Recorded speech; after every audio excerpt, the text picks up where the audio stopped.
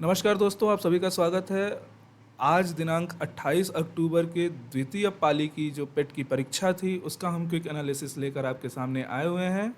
तो चलिए दोस्तों, पहला प्रश्न है कि स्वतंत्र भारत के मुख्य चुनाव आयुक्त कौन थे। ऑप्शन ए होगा इसका सही जवाब, सुकुमार सेन। समान पारिश्रमिक अधिनियम 1976 को के किस अध्याय में पुरुष और महिला श्रमिकों को समान दरों पर परिश्रमिक का भुगतान और अन्य मामले शामिल हैं। तो ये अध्याय 2 में शामिल है। इसका सही जवाब होगा ऑप्शन डी। तीसरा प्रश्न है कि जीएसटी की कौन सी प्रमुख विशेषता क्रेडिट के निर्बाह प्रवाह की अनुमति देती है और अंतिम उपभोक्ता पर कर के बोझ को कम करती है। तो इसका ये इजी इजी इजी क्वेश्चन था। इसका डेस्टिनेशन बेस्ड टैक्स होगा, गंतव्य आधारित कर।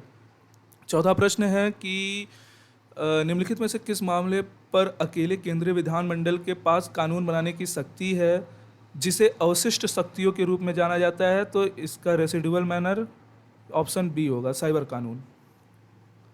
इसके बाद अगला क्वेश्चन देखते हैं। निम्नलिखित में से किस जानवर में अच्छी तरह से विकसित जल संवहन तंत्र होता है। इसका सही जवाब होगा जेलीफिश, ऑप्शन सी। अगला प्रश्न है किसी चालक का प्रतिरोध निम्नलिखित में से किन कारकों पर निर्भर नहीं करता है। तो लंबाई पर निर्भर करता है और क्रॉस सेक्शनल एरिया पर भी निर्भर करता है, चालक की आर्द्रता पर निर्भर नहीं करता। और सातवां प्रश्न है कि भारतीय संविधान के किस अनुच्छेद में यह शामिल है कि राज्यपाल विधानसभा को संबोधित कर सकते हैं, राज्यपाल सदन को संदेश भेज सकते हैं। तो ये दोस्तों 175 में शामिल है, आर्टिकल 175 में ये शामिल है। अगला क्वेश्चन है कि कौन जिला और अधीनस्थ न्यायालय और उच्च न्यायालयों के आदेश, निर्णयों और मामलों के विवरण का एक व्यापक डाटाबेस प्रदान करता है। तो ये होगा नेशनल जुडिशियल डाटा ग्रिड, राष्ट्रीय न्यायिक डाटा ग्रिड इसका सही जवाब होगा। नौवां प्रश्न है कि मानव मस्तिष्क में दो न्यूरॉन्स के बीच के अंतर को निम्नलिखित में से किस नाम से जाना जाता है। तो इसका सही जवाब होगा सिनैप्स। प्रश्न संख्या 10 है, इसका सही जवाब देखिए दोस्तों, जो मैथ का जो क्वेश्चन है वो सॉल्व किया जाएगा डिटेल रूप में, वो हमारे दूसरे टीचर सॉल्व करवाएंगे। यहाँ पे मैं आपको क्विक आंसर इसका बताता हूँ। प्रश्न संख्या 10 का आंसर होगा 1/9।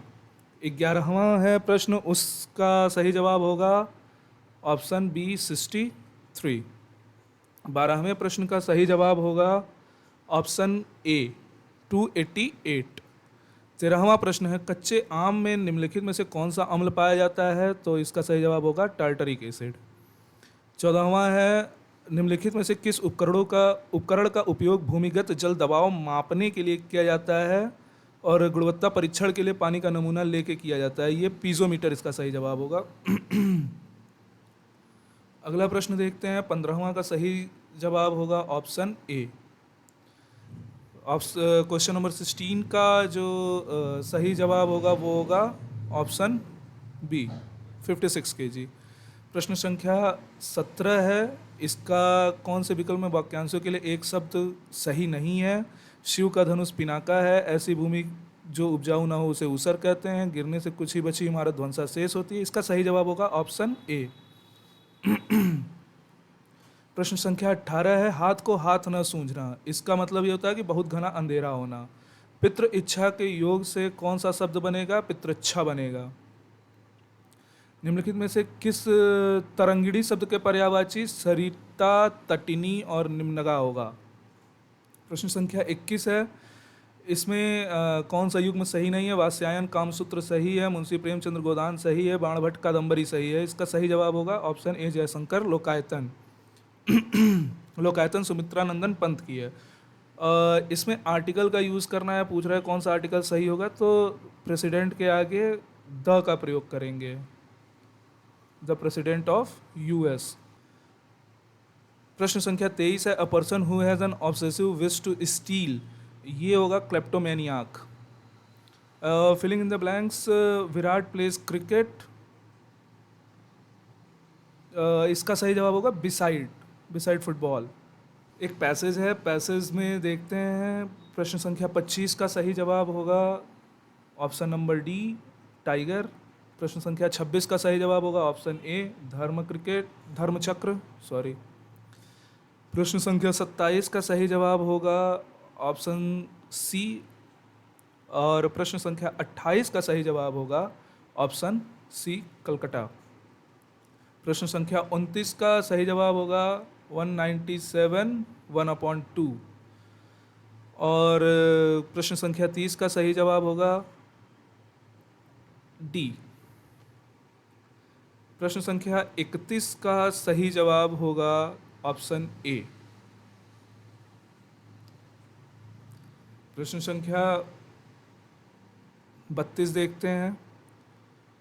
निम्नलिखित में से किसने हाल ही में जनता को वास्तविक समय में बाढ़ पूर्वानुमान प्रदान करने के लिए एक mobile application flood watch launch किया है? कुशविंदर वोहरा ने। 33वां क्वेश्चन है, हाल ही में राष्ट्रपति द्रौपदी मुर्मू ने राजघाट निकट निम्नलिखित में से किस स्थान पर महात्मा गांधी की प्रतिमा का अनावरण किया है? ये गांधी बाग, गांधी वाटिका, यहाँ पे। प्रश्न संख्या 34 है कि भारतीय राष्ट्रीय भुगतान निगम ने निम्नलिखित में से किस स्थान पर ग्लोबल फिनटेक 2023 में यूपीआई और क्रेडिट लाइन का अनावरण किया है? इसका सही जवाब होगा मुंबई में। प्रश्न संख्या 35 है कि हाल ही में अखिल भारतीय शिक्षा समागम भारत सरकार के निम्नलिखित में से किस मंत्रालय द्वारा किया गया था? शिक्षा मंत्रालय और कौशल विकास उद्यमिता मंत्रालय द्वारा। प्रश्न संख्या 36 है, यशस्वी सम्मान किसे प्राप्त हुआ था? तो उसमें से एक नाम है डॉक्टर माधव प्रसाद पोखरेल। और प्रश्न संख्या 37 है, हाल ही में सीमा सड़क संगठन ने पूर्वी लद्दाख के करीब दुनिया की सबसे ऊंची मोटर वाहन चलाने योग्य सड़क का निर्माण शुरू किया है, और ये निर्माण लिकारु मुंगला फुकचे रोड है। अगला प्रश्न है कि निम्नलिखित में से किस संगठन ने हाल ही में एकलव्य एक अनुसंधान संबद्ध कार्यक्रम लॉन्च किया है? तो नेशनल लॉ यूनिवर्सिटी दिल्ली ने। अब अगला प्रश्न देखते हैं, 39वां है, सऊदी अरब साम्राज्य में निम्नलिखित में से किस स्थान पर दक्षिण पूर्व एशिया में मैत्री और सहयोग की संधि में शामिल होने के दस्तावेज पर हस्ताक्षर किया है? ये इसका सही जवाब है जकार्ता, इंडोनेशिया। प्रश्न संख्या 40 है, उस दिन का नाम बताइए जो भारत में स्कूल कॉलेज छात्र 15 सितंबर को मनाते हैं। ये संचायिका दिवस है। प्रश्न संख्या 41 देखते हैं, ब्रिक्स का नया सदस्य कौन नहीं है? ईरान है, सऊदी अरब है, इथोपिया है। तो इसका सही जवाब होगा क्यूबा। क्यूबा सदस्य नहीं है। बैंक ऑफ इजराइल हाल ही में आईसीसीआर में शामिल हुआ है। आईसीसीआर का फुल फॉर्म क्या होगा? ये इसका फुल फॉर्म होगा international committee on credit reporting. प्रश्न संख्या 43 है, खाशाबा दादा साहब जाधव निम्नलिखित में से किस खेल में ओलंपिक पदक जीतने वाले पहले भारतीय बने थे? तो ये रेसलिंग में, कुश्ती में। 44वां प्रश्न है कि पेट्रोलियम निर्यातक देश के संगठन ओपेक की स्थापना के लिए सम्मेलन कहाँ हुआ था? तो ये बगदाद में हुआ था। प्रश्न संख्या 45 है कि भारत के पहले नियोजित आधुनिक शहर की, ये पहला नियोजित आधुनिक शहर है चंडीगढ़। आधिकारिक भाषा निम्नलिखित में से कौन सी है? तो यही हिंदी ही है। निम्नलिखित में से किससे संबंधित एकमात्र उदाहरण है जब भारत के राष्ट्रपति ने अपनी वीटो शक्ति का प्रयोग किया था? तो ये भारतीय डाक संशोधन विधेयक को रोकने के लिए इन्होंने प्रयोग किया था। प्रश्न संख्या 47 है कि ऋषि मुनि के अनुसार पुरानी पवित्र नदियाँ सरस्वती और दृष्टि के बीच का भूभाग जो था वो ब्रह्मवर्त के नाम से जाना जाता है। और अगला प्रश्न है कि राष्ट्रीय समुद्र विज्ञान संस्थान एनआईओ का मुख्यालय है डोनापौला, गोवा में। प्रश्न संख्या 49 है कि निम्नलिखित में से किस भारतीय स्वतंत्रता सेनानी ने हिंट्स फॉर सेल्फ कल्चर नाम की बुक लिखी है? तो हिंट्स फॉर सेल्फ कल्चर लाला हरदयाल ने लिखी है। प्रश्न संख्या 50 है, उस जल डमरू मध्य का नाम बताइए जो जावा सागर में हिंद महासागर को जोड़ता है? तो वो सुंडा जल डमरू मध्य है। प्रश्न संख्या 41 है, गुजरात का छोटा उदेपुर क्षेत्र में आमतौर पर पिथौरा को प्रसाद के रूप में केवल पुरुषों द्वारा बनाए गए भित्ति चित्र अर्पण किए जाते हैं। तो जो पिथौरा थे वो अन्न के देवता हैं। अब प्रश्न संख्या 52 से 56 तक है, इसका हम क्विकली आंसर देख लेते हैं। 52 का ऑप्शन डी होगा, 53 का ऑप्शन डी होगा, आध्यात्मिक स्वामी विवेकानंद। 54 क्वेश्चन का ऑप्शन बी होगा। 55th क्वेश्चन का सही आंसर ए होगा। 56th क्वेश्चन का सही ऑप्शन डी होगा। 57th क्वेश्चन से 61st क्वेश्चन का देख लेते हैं। 57th क्वेश्चन का जो सही आंसर होगा वो ऑप्शन डी होगा। 58th क्वेश्चन का ऑप्शन डी। 59th क्वेश्चन का ऑप्शन ए। प्रश्न संख्या 60 है, 60 का सही ऑप्शन बी होगा। प्रश्न संख्या 61 का सही आंसर बी होगा। 62वां ये मैथ का क्वेश्चन है, ये ग्राफ पे बेस्ड क्वेश्चन है। क्वेश्चन नंबर 62 का सही आंसर सी होगा, 20 दिन। 63 का सही आंसर बी होगा, 80/29 दिन इसका सही आंसर होगा। प्रश्न संख्या 64 का सही ऑप्शन चमन और रमेश, ऑप्शन डी होगा। प्रश्न संख्या 65 का सही आंसर 10 दिन। प्रश्न संख्या 66 का सही आंसर होगा सी, 750 रुपये। प्रश्न संख्या 67 का सही जवाब होगा ऑप्शन सी। प्रश्न संख्या 68 का सही जवाब होगा डी, ऑप्शन डी, 20,800। 69th का सही आंसर होगा बी, ऑप्शन बी सही होगा इसका। और प्रश्न संख्या 70 का सही जवाब होगा ए, ऑप्शन ए इसका सही जवाब होगा, एक संबंध 5। प्रश्न संख्या 71 का सही जवाब होगा ऑप्शन सी, 5%। प्रश्न संख्या 72 का सही जवाब होगा ऑप्शन बी, 800 रुपये। 73 का सही आंसर ऑप्शन सी। 74th का ऑप्शन बी एंड 75th का ऑप्शन ए। 76th क्वेश्चन का आंसर होगा option D and 77th question का सही आंसर होगा ऑप्शन ए। 78th क्वेश्चन का ऑप्शन सी होगा। 79th क्वेश्चन का ऑप्शन डी होगा। 80 क्वेश्चन का सही आंसर होगा option C, 2018-19। And 81st question का सही आंसर होगा डी।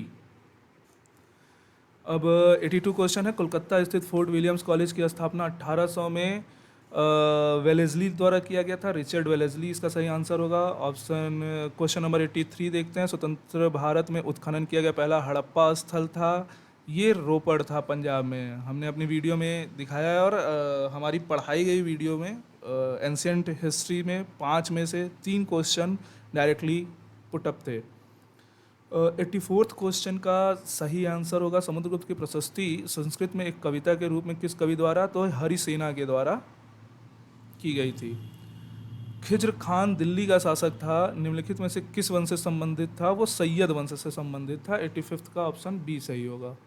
86th का सही आंसर होगा महावीर और उनके अनुयायियों की शिक्षाएं कई शताब्दियों तक मौखिक रूप से प्रसारित होती रही हैं, इन्हें लगभग 1500 वर्ष पहले लिखा गया था। वर्तमान में वे निम्नलिखित में से किस स्थान पर उपलब्ध हैं, तो ये उपलब्ध हैं वल्लभी, गुजरात में। 87th क्वेश्चन है, इसका देखिए। बारदोली किसान आंदोलन जो था ये 1928 में हुआ था। महात्मा गांधी ने नोआखली की यात्रा की थी 1946 में। गांधी जी ने लंगोट पहनने की शुरुआत की थी। अब ये ऐसा क्वेश्चन है, इसका आंसर आपको नहीं पता होगा तो आपको एलिमिनेशन के थ्रू जाना चाहिए था। अहमदाबाद में मिल मजदूरों की हड़ताल हुई थी, ये 1918 की घटना है। तो इस तरह से गांधी जी ने लंगोट पहनना शुरू किया था 1921 से। तो 88वां क्वेश्चन देखते हैं। वर्ष 1922 में असहयोग आंदोलन को निलंबित करने के बाद गांधी जी को अहमदाबाद में गिरफ्तार कर लिया गया और 6 वर्षों तक उनको कारावास की सजा सुनाई गई थी। भारत सरकार अधिनियम 1935 भारत के लिए ब्रिटिश संसद द्वारा पारित सबसे लंबा अधिनियम था। मूल रूप से पारित अधिनियम बहुत लंबे होने के कारण 2 अलग अलग अधिनियमों में विभाजित किया गया था, अर्थात भारत सरकार अधिनियम 1935 और बर्मा सरकार अधिनियम 1935। इसी समय बर्मा भारत से अलग किया गया था। बंगाल के विभाजन ने पूरे भारत के लोगों को क्रोधित कर दिया था और डेल्टा आंध्र में स्वदेशी आंदोलन हुआ था। इसे निम्नलिखित में से इसे वंदे मातरम आंदोलन से जाना जाता था। ये 90 का ऑप्शन बी सही होगा। प्रश्न संख्या 91 है, निम्न में से किसे भूरा कोयला या ब्राउन कोल किसे कहते हैं? तो लिग्नाइट को ब्राउन कोल कहते हैं। मिट्टी के कणों और चट्टानों की दरारों के बीच का सारा स्थान पानी से भरा होता है और इस परत की ऊपरी सीमा को हम हमेशा वाटर टेबल कहते हैं और इसके नीचे के पानी को हम ग्राउंड वाटर कहते हैं। 93rd क्वेश्चन है, 13 जून 1943 को सुभाष चंद्र बोस किसके निमंत्रण पर पूर्वी एशिया आए थे? वो रासबिहारी बोस के निमंत्रण पर पूर्वी एशिया आए थे। 94वां प्रश्न देखते हैं कि हिमालय का कौन सा भाग नदियों द्वारा लाई गई असंगठित तलछट से बनता है? तो ये तो काफ़ी इजी क्वेश्चन था, ये शिवालिक रेंज जो है इससे बनता है।